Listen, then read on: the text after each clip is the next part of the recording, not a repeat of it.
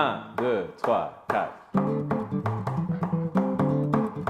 Hi, my name is Fridah and we are on set of 5 with Fridah, and today we are joined by this amazing singer-songwriter performer by the name of Tetu Shani. Hi. Hey. Thank you so much for joining us. That's my pleasure. Let's talk about your beginning with music. When did you know that music was your thing? It's funny, I'm still kind of trying to figure out if music is my thing. Really? I'm pretty sure it is. Yeah, it is. In 2010, I'd just come back from the US. I was studying outside. And something in me just knew, like, okay, that 9 to 5 deal it's not for was you. just not for me. And at the time, I was playing percussion and stuff. So I had a friend in the music industry, so I'm like, yo, Fadili, like, yo, let me try this thing out. Yeah. He's like, okay, cool. So I actually started out as a jazz percussionist. I read that you went to Berklee School of Music. Tell us about your experience at Berklee. In 2014, I got accepted. I got a scholarship to study percussion and performance. But then, plot twist, I turned it down. What?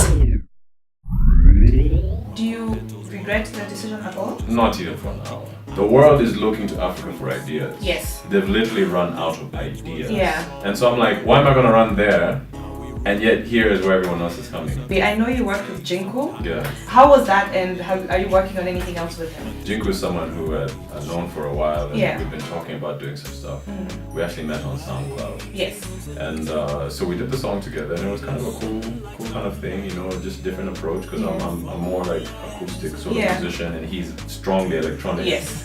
So merging those two worlds was more challenging than it appeared. How was it working with Mayonde though? Because she is also a very, very big deal. Did you write the song together? It was so crazy because actually I did a song called Jacaranda. Jacaranda dreams, Jacaranda memories. These blossoms make me miss you while I sit under this tree. So the YouTube audio, whatever, in the comments, Mayonde wrote, "Oh, dope song, you know, like we should do something together." And so I'm like, okay. And then I just pushed it to the back of my mind.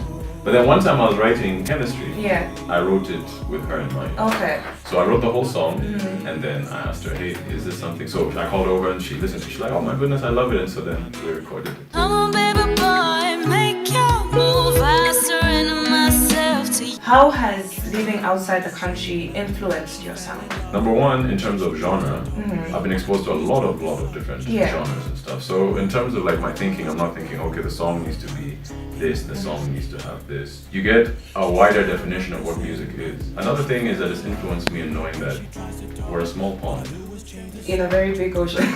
Even if I become huge in Nairobi, like Nairobi is one of the cities in Kenya. Kenya is one of the cities in East Africa. East Africa is a region in Africa. Yeah. You know, so that was another way. It just made my mind go, okay, look, there's more than this. And so in terms of excellence, I'm always pushing myself and never saying, okay, I'm just good for Nairobi. Okay. I want to be good for the world, like globally. You met privately with Jonathan Butler. Yeah. First of all, how was that experience, and can we find out what he told you? Yeah, what happened is he came and he was doing Safaricom jazz. Yes. So I just decided to attend his masterclass, and I was sitting up front, and coincidentally he came and he sat next to me.